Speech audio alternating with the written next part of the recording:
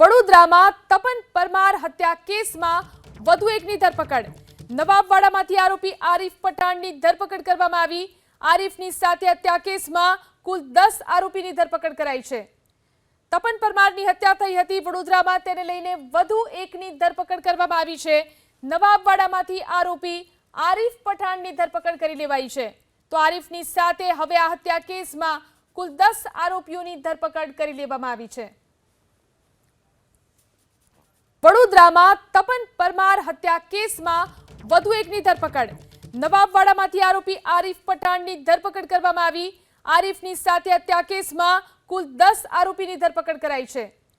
તપન પરમારની હત્યા થઈ હતી વડોદરામાં, તેને લઈને વધુ એકની ધરપકડ કરવામાં આવી છે।